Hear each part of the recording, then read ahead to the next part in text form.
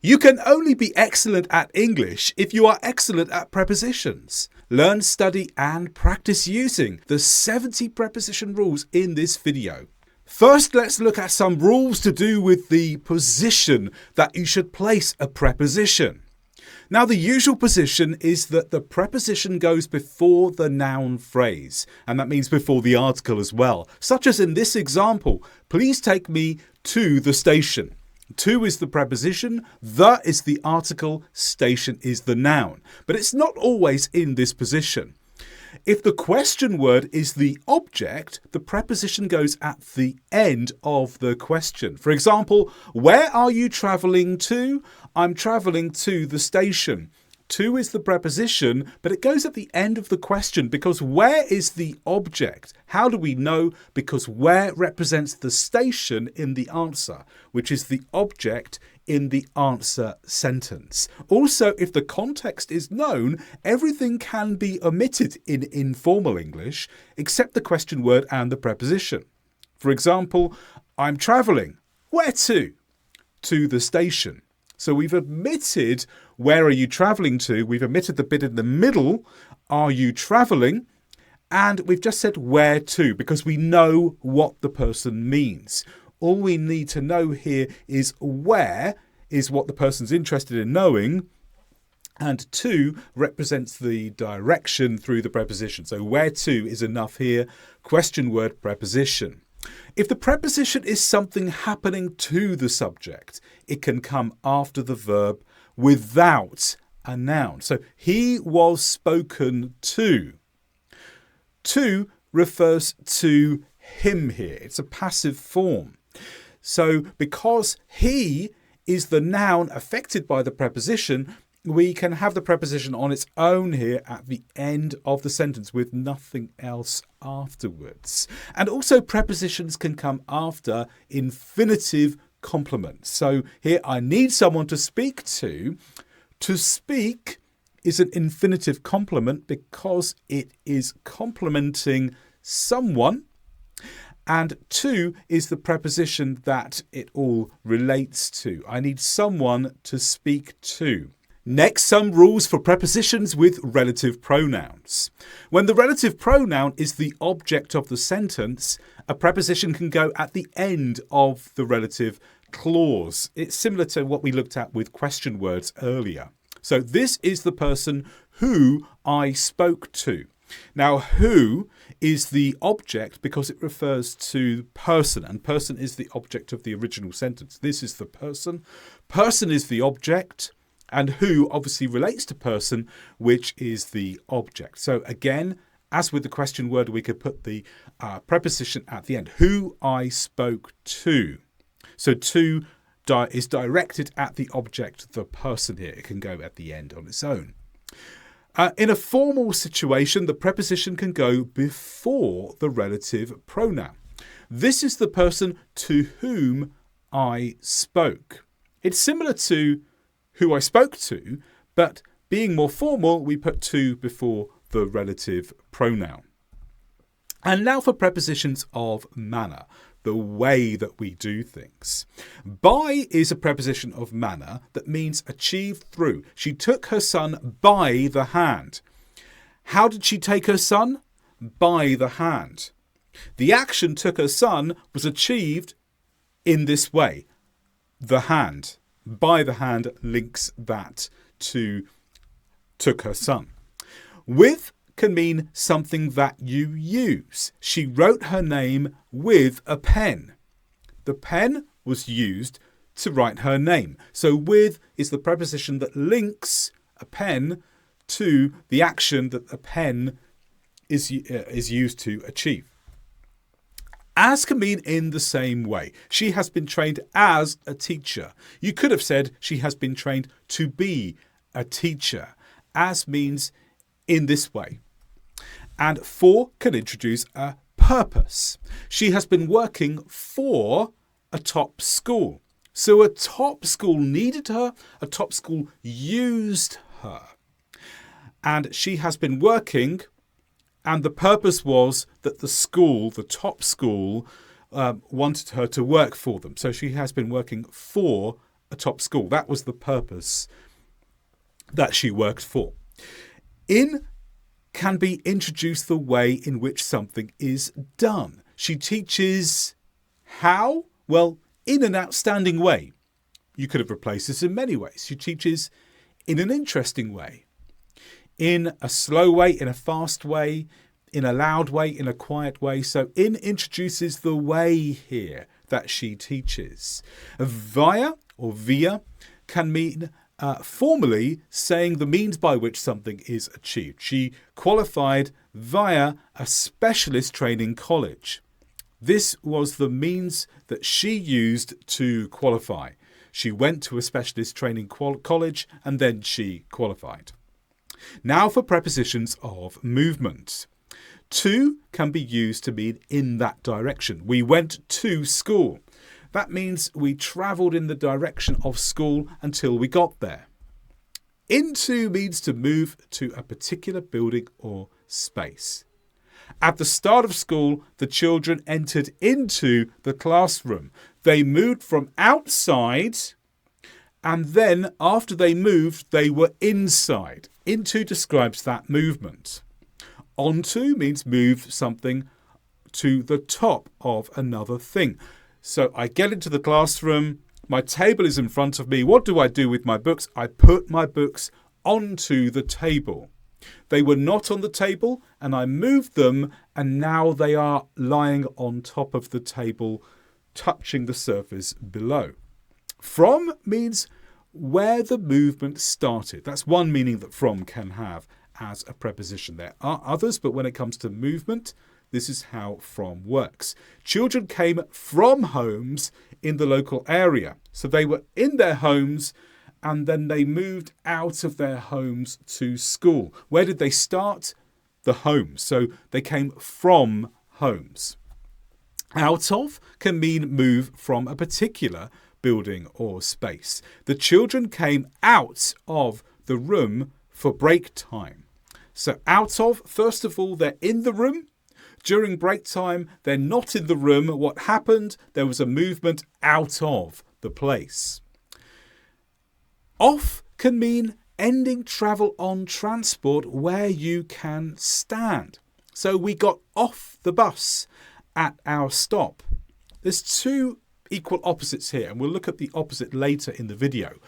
Get on the bus means you move from outside to inside the bus, but you're standing on this transport.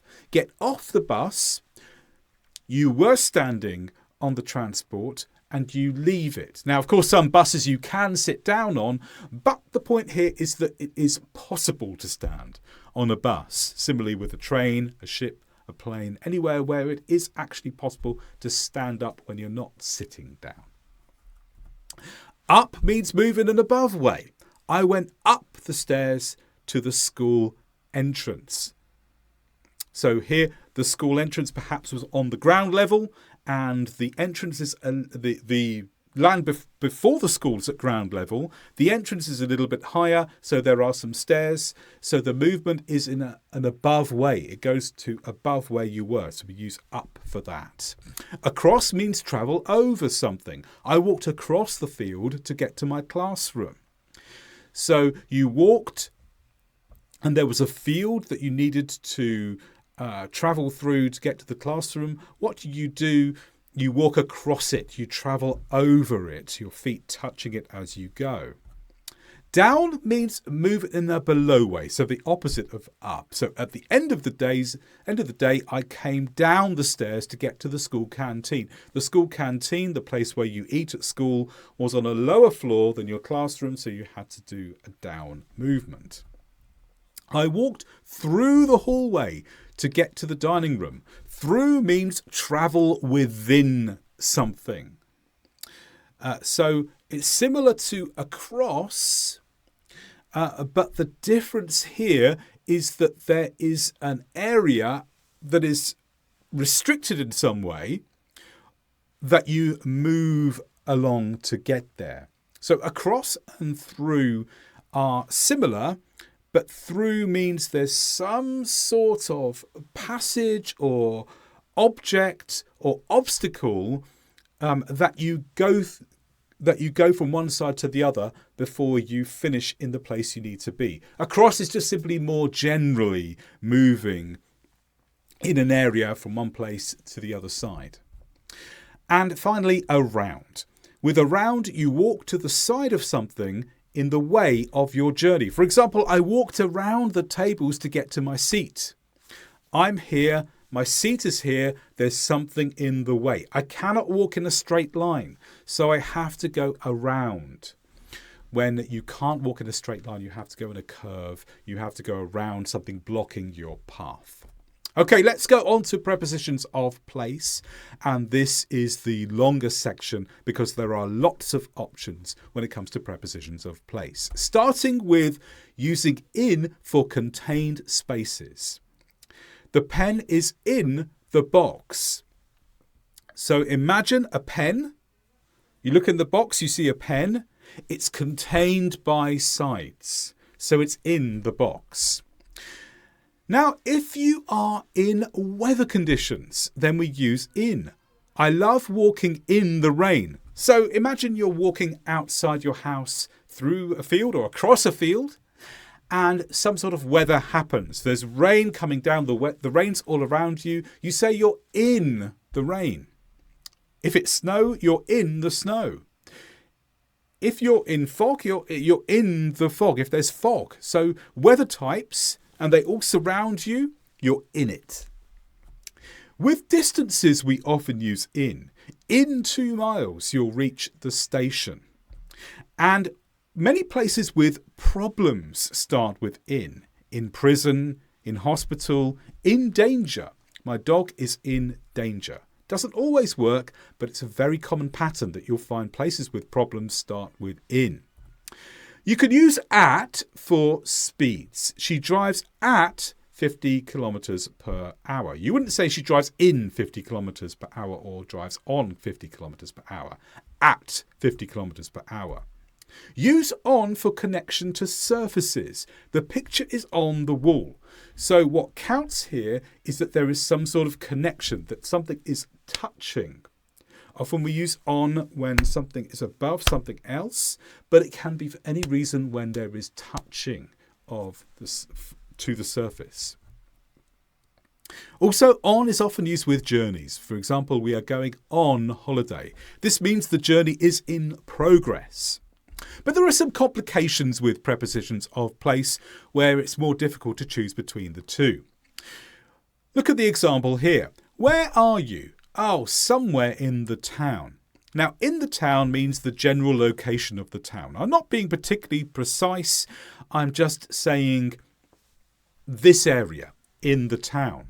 But at is more fixed. Meet me at the car park means I'm giving you a precise location here. So at is general locations, at is more for fixed. Sorry, in is for general locations, at is more for fixed locations. But the next two examples perhaps you wouldn't expect having seen the previous two. Use at for somewhere around a fixed location. So the location is fixed, but we don't necessarily mean we are standing exactly on that location. When you say meet me at the stadium is fixed, but at means I could be inside or I could be around it. The stadium is the defining point, but I'm not necessarily exactly on it. But if I say in, I mean within the boundaries of a fixed location. I'm sitting in the stadium. So within the stadium, I'm definitely inside. At the stadium, I might be inside. I might just be near it. With vehicles, we use in for vehicles where you don't move around. For example, get in the car. You can't move around in a car. But we use on for vehicles where you can move around. We spoke about this earlier with on and off. I'm getting on the train. Now here you can move around a train. So here on. If you can't move around, use in. Now for directions that we commonly use when talking about a compass: north, south, east, west. When the word appears on its own, we often use in the before it. For example, the moon rose in the east. But as soon as we put a word after, then we often switch to on. I'm situated on the east coast. So here east becomes an adjective describing the noun. This is the typical way we distinguish. There are some situations where it's more mixed, and we can also use at, but in general, this is the pattern that we follow. Now, when you're looking at maps, use on for many places that a map shows. I can see the road on the coast. So I'm looking at a map, I find the road, and it's on the coast. I'm pointing at the map here. But if you describe being within a geographical feature, switch to in. You'll find treasure in the fields. Not on the fields, but in the fields. So here you're looking at something that's surrounded by something else and you find a spot. The treasure is at this spot and fields are all around it, so in the fields. How about if you're staying somewhere or perhaps not staying somewhere? Well, use at if you are somewhere but not staying for very long. For example, I'm at the hospital visiting my aunt. I'm there now, but I don't expect to stay a long time, for example, overnight. But say I'll be in the hospital for several days if it's a bit more permanent. If you're staying for a longer period, perhaps you have a bed at the hospital and you've been admitted and you're staying there for a while you get better. Use in for that. At if you're just visiting. Here are some more prepositions of place. Use above to refer to something at a higher level. For example, if you look up and you see a helicopter, you can say, I can see a helicopter above our heads. It's directly at a higher level than me. Under means directly below. For example, in this picture, there's a dog under the table. Beneath is like under but more formal. There's a dog beneath the table. Now look at the dog and the box for the next few examples. Here the dog is sitting next to a box. It's beside or close to. Very, very near. Behind means at the back or perhaps visible in the opposite direction. So if something's behind me, I'd have to turn around to see it. But we could use behind like that, or we could refer to something behind another object, like here, the dog is behind the box. In front of means it's visible in the same direction. So for me, if something's in front of me, if I look straight ahead, I can see it. Or we can use in front of in relation to an object. Here, the dog is in front of the box because it's standing and the box is behind it. Between means there's two things involved. The dog is between two boxes here. Something is either side to use between. Near is similar to next to, but it's not exactly the same. Notice the dog has a little bit of a gap between the box here. Near means close, but not necessarily extremely close or touching what the object we're referring to. So here the dog is near the box. You could say next to the box, but maybe not because there's a distance between them too. Opposite means facing back towards something else. Look at the two young owls. They were opposite each other. So opposite means they are facing each other. It doesn't just mean two things near each other, but there has to be a sense that they are looking at each other. Now, we talked about that with people or animals, but we also use that with buildings if we imagine that if you stand at the building and you look across, you'll see another building in front of you. Then that building is opposite. Amid is an advanced word that you can use as a preposition too. They were lost amid the mountains. And this means in the middle of something vast or dense. So there are a lot of mountains. They're in the middle. They're amid them. Now, over means positioned above something else and generally means in the air, or it can be another object that's connected above, similar to above. Here, some birds flew over us as we were walking. So they're in the air and they come above us over us like that. Over has more of a sense of movement than above. Above just simply places something in an up direction. Over can place something in an up direction, but it can also have movement attached. Flew over, they moved over the top of us.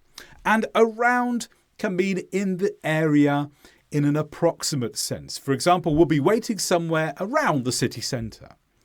So the city centre is the place, but perhaps not exactly. Close to, in it. We're not being very clear here. Okay, let's move on to another topic of prepositions, and this time it's, do we use a gerund or an infinitive? Well, after to, we almost always use the infinitive. For example, here we're hoping to see the northern lights. The northern lights, those spectacular lights in the night sky in the areas near the polar regions. But in most other instances, use the gerund of a verb after a preposition. That's the ing form, sometimes called the present participle. We stopped our work on seeing the northern lights. So here, on is the preposition. So we don't say on to see, we say on seeing. Now, there are a few exceptions to the to rule where we use the gerund anyway. Phrases such as be committed to, be dedicated to, be opposite, be opposed to, be used to, look forward to are all followed by a gerund. For example, I'm looking forward to seeing the northern lights. So here, to followed by the ing form of the verb. Now, a few examples of prepositions of time. With extended time periods, we use in. How much have you learned on this channel in the past year? So in the past year is an extended period of time lasting a year. Within a time period too. I will finish painting my house in about 2 months. So here in doesn't just describe an extended time period, but it contains the time period. Here's the start, here's the end, 2 months go in the middle. Now, at can be used with specific times of day. What will you be doing at 8 p.m. tonight? So 8 p.m. is a specific moment in time. Use at to introduce it. And also with special days. What will you be doing at Christmas? At Christmas, at Easter, at Diwali, at Eid. All of these are special days. If the special day is on its own, introduce it with at. On goes with general days of the week, such as Monday. This year my birthday will be on Monday. And also dates. My birthday is on the 1st of April. But here's an exception. Use on before special days if the phrase finishes with day. Compare the two examples at the bottom. What will you be doing at Christmas and what will you be doing on Christmas Day? At Christmas, on Christmas Day. Notice the difference. If we have day at the end of the special day, then on. Also use at to mark the point in time where something happens. Will you be there at the start of the movie? So the start of the movie is a specific moment in time. Introduce it with at. And now for some other preposition rules. Use of to indicate possession. And I'm going to use an example from my own experience and practice now. The desire of my heart is to be the best English teacher. So of belongs to me. The desire of my heart. See, it goes with my. It's my desire. My heart's desire. The desire of my heart. So you can replace my heart's desire with the desire of my heart. Of indicates possession here. Due to or because of can indicate a reason or a cause. I've made this video shorter due to some comments I have received. Some of you have told me during this year, I love your videos, but they're really, really long. So I've tried to go quite quickly through this particular video. I've included all of the same detail, but hopefully faster. Let me know if it worked for you in the comments. And then by is often used with public transport when you are saying how you travelled. For instance, I travelled to university by train. That's what I do when I go to the university. By train introduces the public transport. No article, just the preposition and then the transport form.